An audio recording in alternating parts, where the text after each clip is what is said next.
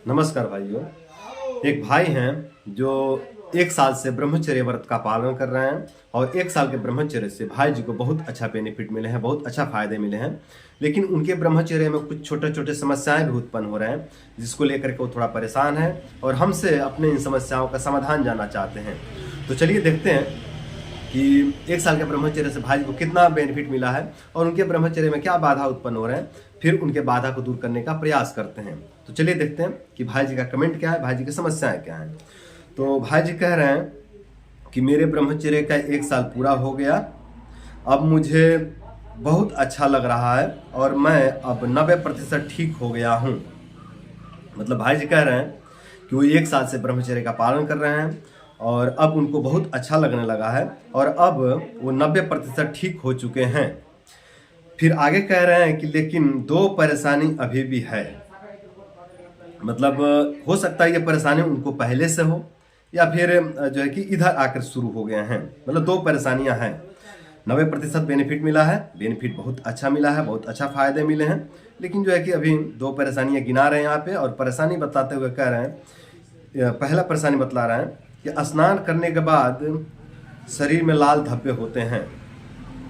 मतलब जब स्नान कर लेते हैं ना तो उनके शरीर में लाल लाल जो है कि चकत्ते उत्पन्न हो जाते हैं, लाल लाल धब्बे आ जाते हैं। इसको आयुर्वेद में सित्त पित्त कहते हैं, है ना। तो ये इनका पहला समस्या है। और दूसरी समस्या बता रहे हैं कि पिछले 20 दिन से 3 से 5 दिन में सपन दोष हो जाता है, प्लीज इसका उपाय बतलाएं। तो यही 2 समस्या बता रहे भाई जी। 90% जो है कि बेनिफिट मिले हैं, मतलब बहुत अच्छा फायदे मिले हैं ब्रह्मचर्य का। लगभग सारे उनके समस्याएं खत्म हो चुके हैं, सारे कमजोरी सारे कष्ट उनके दूर हो चुके हैं।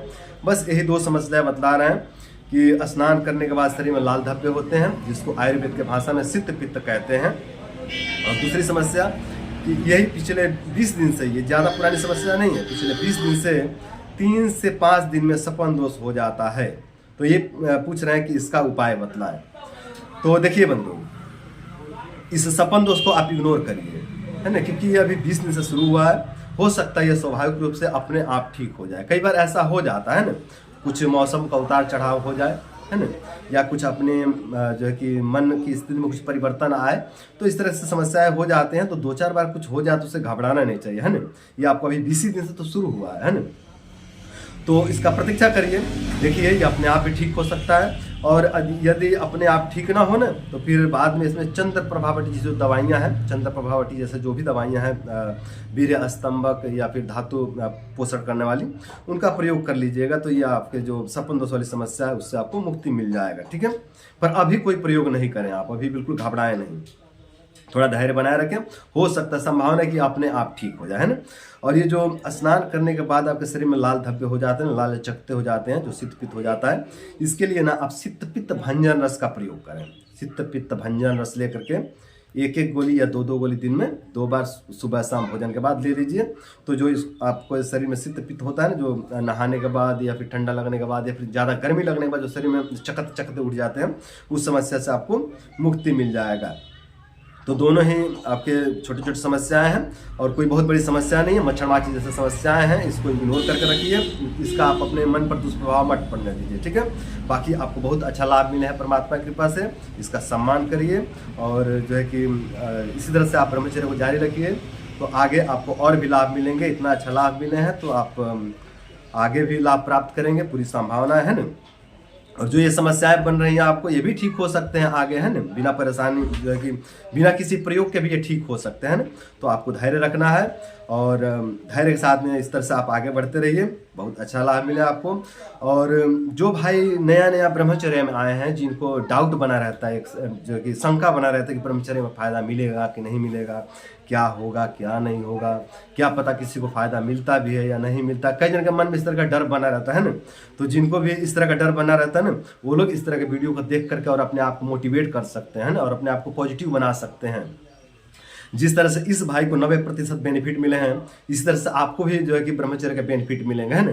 तो घबराइए मत, अभी आपका शुरुआत है ब्रह्मचर्य का, तो थोड़ा एक डर बना रहता है ना कि इससे लाभ मिलेगा या नहीं मिलेगा, कब तक मिलेगा कब तक नहीं मिलेगा, है ना।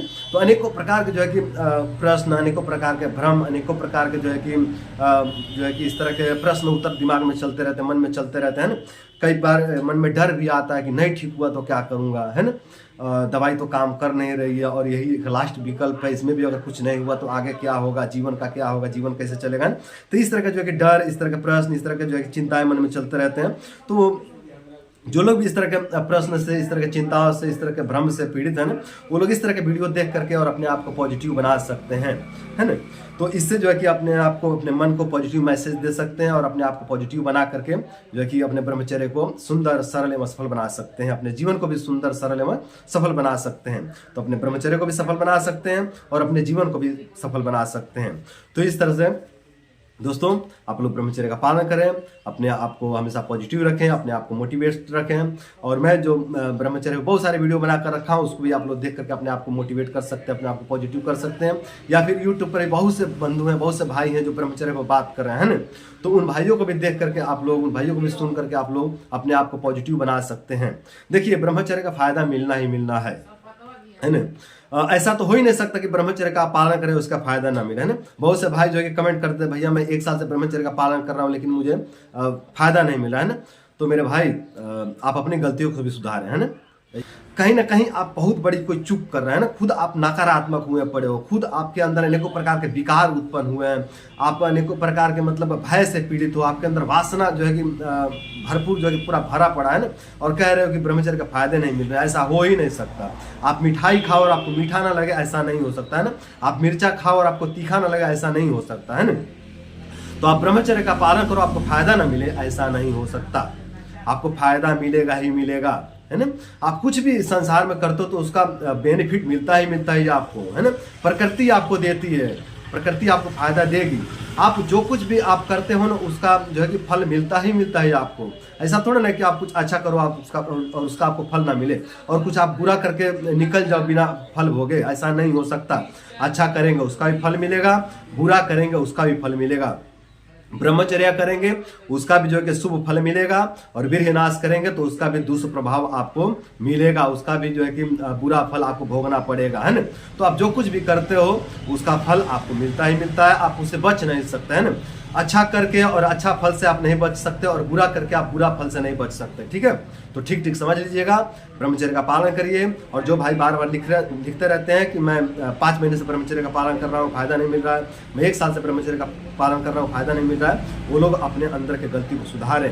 ध्यान दें अपने ऊपर। इस तरह से लिखने से ना नकारात्मकता फैलती है, और जो मित्र ब्रह्मचर्य का पालन करके अपने जीवन को बेहतर बना सकते हैं उनका भी मनोबल टूटता है ना। तो आप एक तरह से पाप कमा रहे हो, खुद तो कुछ कर नहीं रहे हो, खुद तो अपने अंदर सुधार कर नहीं रहे हो, और जो करने वाले भाई लोग हैं उनको भी आप डिमोटिवेट कर रहे हो, उनका भी मनोबल आप तोड़ रहे हो, उनके भी अंदर एक नकारात्मकता भर रहे हो, उनके अंदर एक जहर भर रहे हो, है ना। तो इस तरह का जहरीला ना बनो भाई, इस तरह का अमृत बांटो ना, समाज में अमृत बांटो। जो आपको मिला है वो सच्चाई बताओ, है ना। और जो आपके गलतियां हो रही है, चूक हो रही है, उसको भी आप बतलाओ, है ना।